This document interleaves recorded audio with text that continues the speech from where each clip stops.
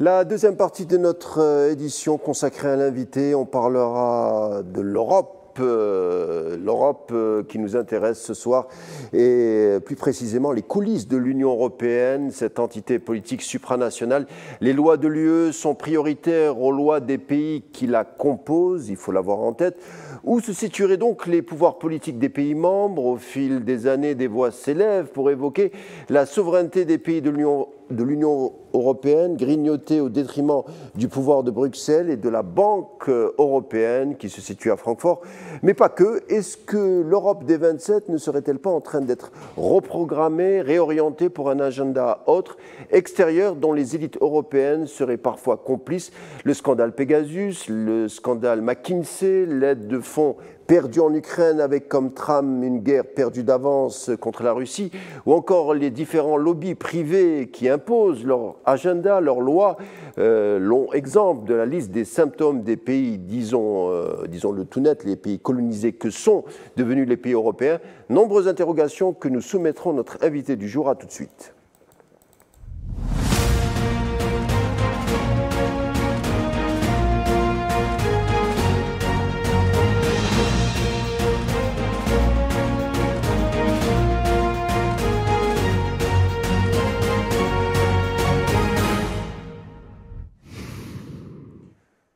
Et si les pays de l'UE, dont les principaux comme la France ou l'Allemagne, étaient en train de devenir des colonies qui ne disent pas leur nom, avec comme risque la sortie de l'histoire, comme qui diraient les géopolitologues? Exemple de questions qu'on posera à notre invité du jour, Jean-Loup Isambert, grand reporter, écrivain, que j'ai le plaisir de recevoir ce soir.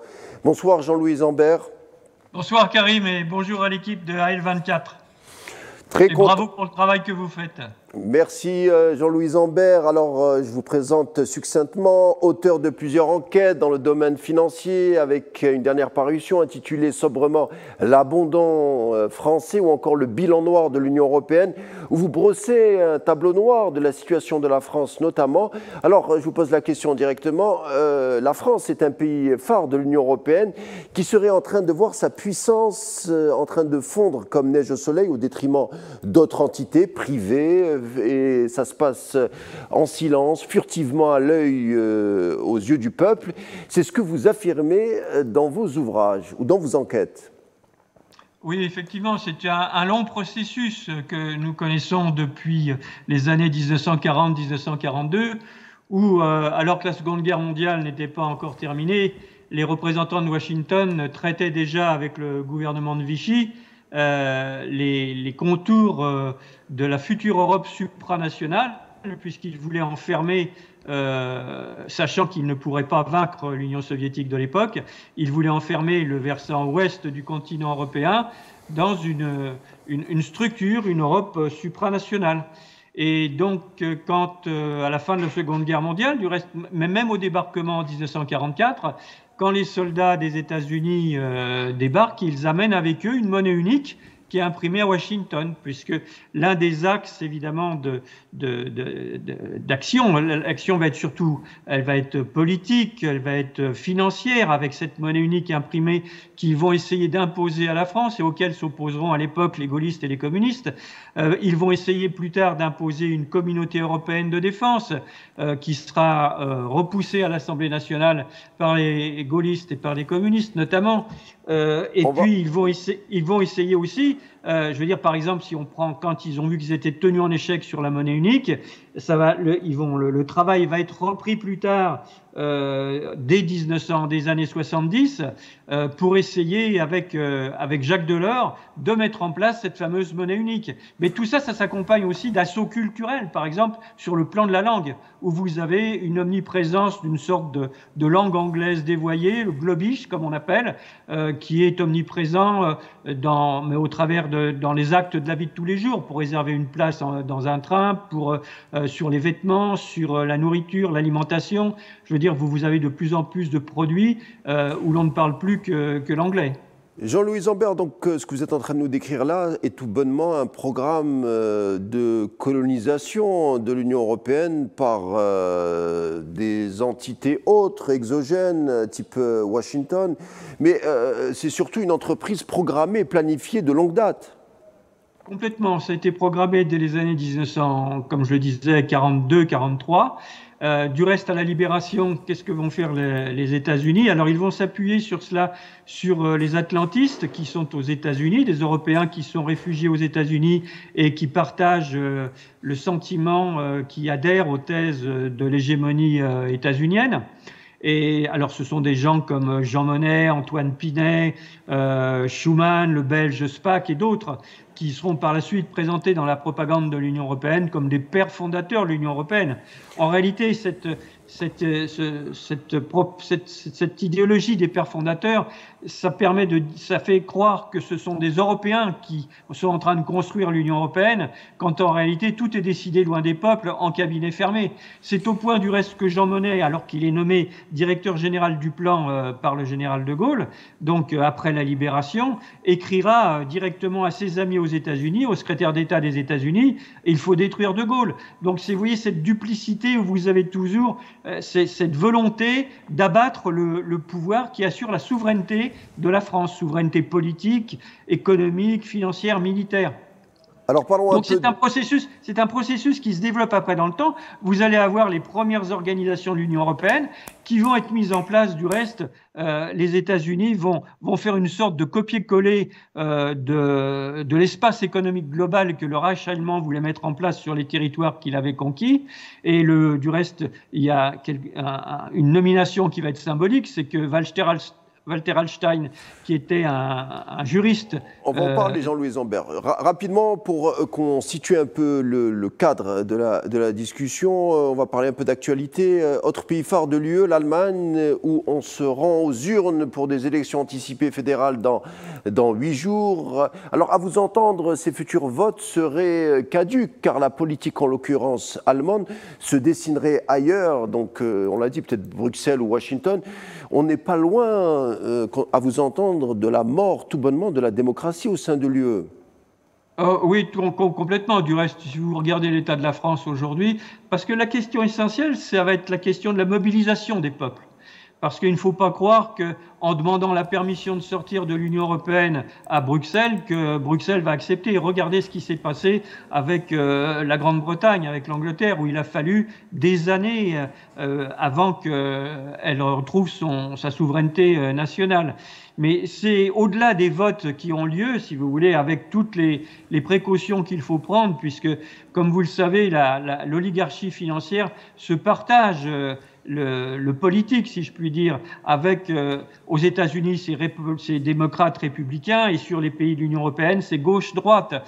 Mais si vous voulez, au travers de ces partis, quand vous regardez les partis de gauche ou les partis de droite, si je prends le cas de la France, exception faite des partis souverainistes, qui sont les partis comme les Patriotes, le pôle de renaissance communiste en France, les clubs Penser la France et d'autres, tous les partis qui sont à l'Assemblée nationale ont le même programme commun, c'est-à-dire rester dans l'Union européenne, rester dans la zone euro, rester dans l'OTAN. Quelles que soient les écuries politiques d'extrême droite à extrême gauche, du centre, de la droite, de la gauche, ils sont tous d'accord pour rester dans l'UE, malgré le bilan noir que vous brossez dans votre enquête de l'Union européenne sur la France et sur d'autres pays. Oui, alors ce bilan, je l'ai fait parce qu'avant les élections, et c'est sorti aux éditions Jean-Cyril Godefroy sous le titre Bilan noir, justement, l'Union européenne contre la France. Parce qu'il y a quelque chose quand même qui a dû attirer votre attention, c'est qu'il y a eu ces élections européennes, donc pour des eurodéputés, et aucun des eurodéputés, exception faite des partis souverainistes qui pouvaient se présenter avec de grandes difficultés, aucun des eurodéputés qui se présentaient donc au suffrage, aux électeurs, n'a fait le bilan de son activité ou de l'activité de son groupe politique au Parlement européen. Il n'est pas venu devant les électeurs en disant grâce à l'Union européenne, nous avons pu relancer l'agriculture. Grâce à l'Union européenne, nos entreprises ont gagné des marchés et nous avons réduit l'emploi. Ils ne peuvent pas le faire, ce bilan, parce qu'ils savent que leur bilan est catastrophique et qu'il va contre l'intérêt général des peuples. tout simplement parce que les grandes décisions sont prises à Bruxelles, entre le Conseil européen qui réunit les chefs d'État et premiers ministres des États membres de l'Union et les hauts fonctionnaires de la Commission européenne, qui sont eux-mêmes influencés 24 heures sur 24 par plus de 30 000 lobbyistes qui sont très actifs. Alors j'aurais dû peut-être le faire en préambule, en parlant de cette limitation de la démocratie au sein de l'UE, à ne pas confondre l'Union européenne avec l'Europe. L'Union européenne, c'est 27 pays, à peu près 4,5 millions de kilomètres carrés, tandis que l'Europe, en tout, c'est 60 pays et presque, je crois, 30 millions de kilomètres carrés. 32 millions de kilomètres carrés, et près de 840 millions d'habitants. Donc, parce que souvent, dans les livres d'histoire, ou même les politiciens parlent de l'Europe, comme si l'Europe, c'était le continent européen, mais pas du tout. L'Europe à laquelle ils font référence, et ça c'est la propagande de l'Union européenne, c'est la petite Europe du traité de Maastricht qui regroupe, comme tu l'as dit fort bien, 27 pays sur une soixantaine. Et je veux dire, ça n'a rien à voir avec le continent, avec la richesse des peuples du continent européen.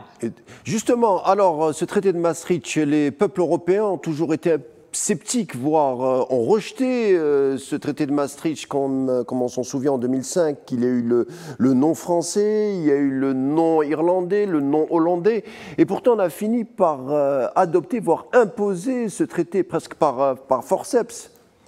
Ah, tout à fait, c'est imposé au forceps. Du reste, en 2005, quand les Français se sont prononcés lors d'un référendum contre le traité pour la Constitution européenne, les dirigeants au pouvoir, M. Sarkozy, n'ont pas du tout reconvoqué le peuple pour imposer le traité de Lisbonne qui a suivi.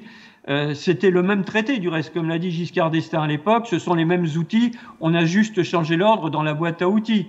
Et ça a été, et pour faire passer, pour imposer aux Français ce traité dont ils ne voulaient pas, ils ont simplement réuni le Parlement, le Congrès, et ils ont réuni en Congrès le Sénat et l'Assemblée nationale à Versailles, et où ils ont décidé entre eux de faire passer ce traité, parce que c'est plus facile de négocier avec des élus alors qu'il y a des futures élections qui commencent à arriver sur le calendrier, que de négocier avec le peuple. Quand le peuple est souverain et qu'il dit non, c'est non.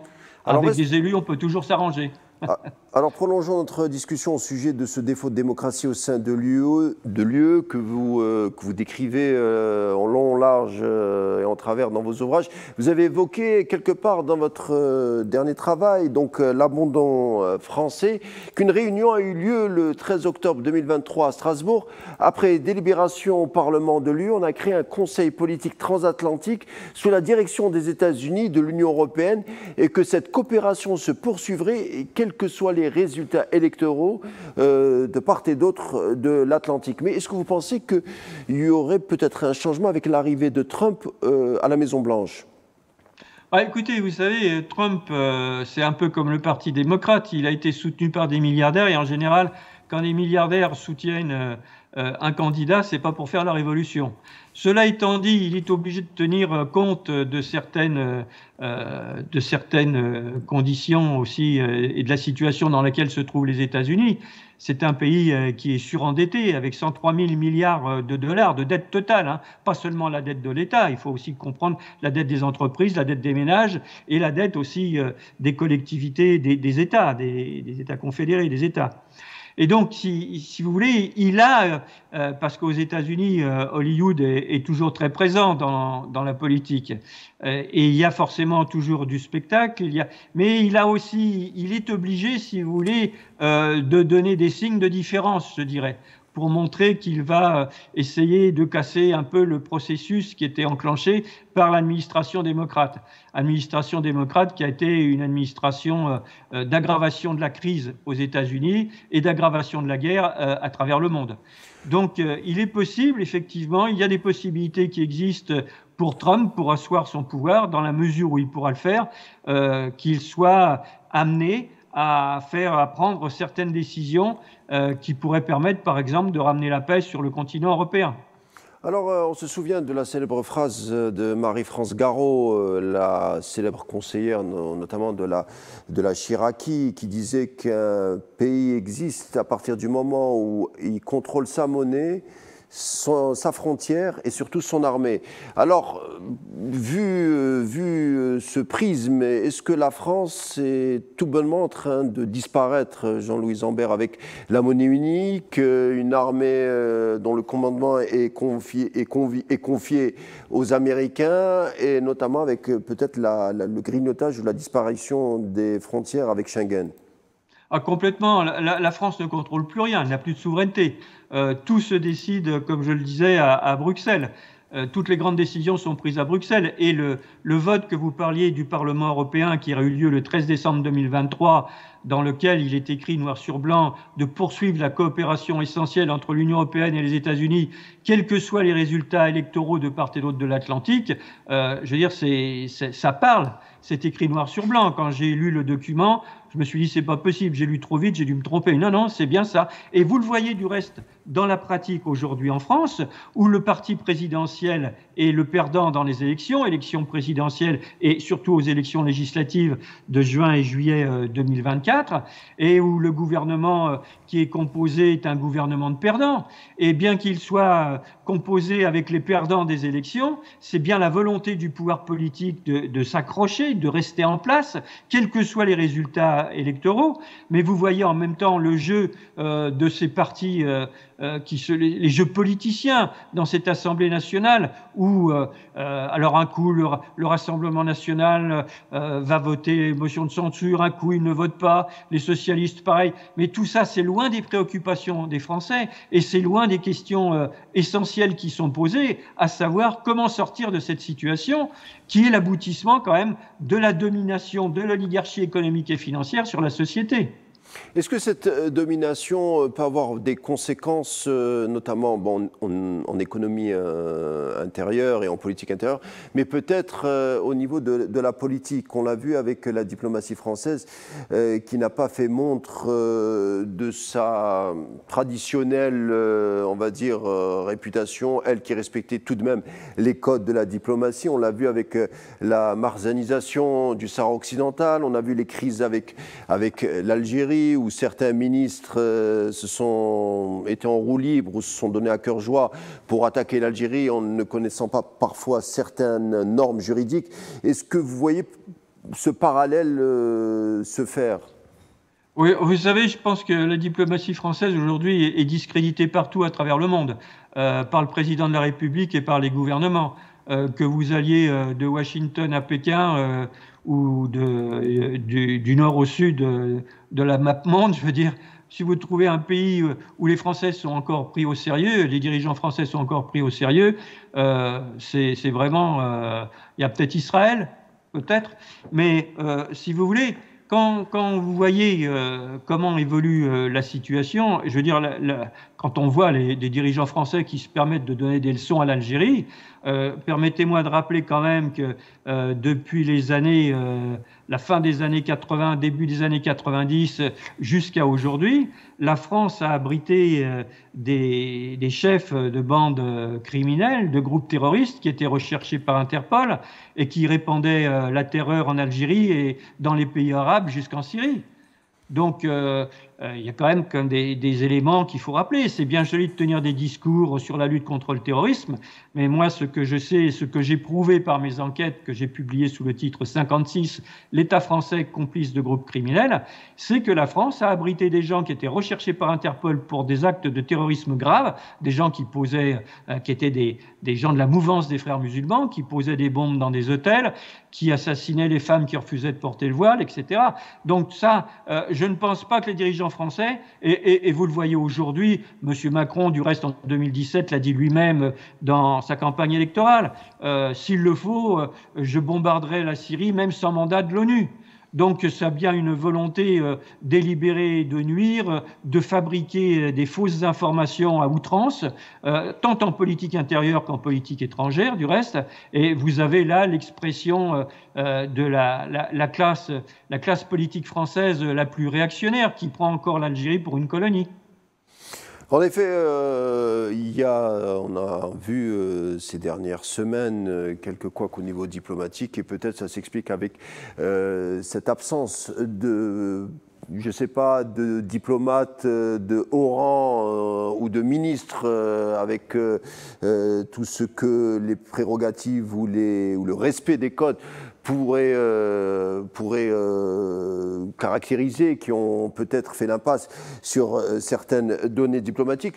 Je voudrais revenir sur l'histoire de l'UE, Jean-Louis Zambert, si vous voulez bien. Dès 1940 et même après, vous dites, avec le débarquement des Alliés en Normandie, la fameuse opération Overlord, lancée le 6 juin 1944, les Américains veulent placer sous leur escarcelle la France avec le projet AMGOD, qui est Allied Military Government of Occupied Territories, avec un défenseur de ce projet qui est Jean Monnet, qui est un agent influent des Anglo-Américains et architecte de la communauté européenne. C'est-à-dire, dès le départ, il y avait le ver dans le fruit, si je puis m'exprimer ainsi.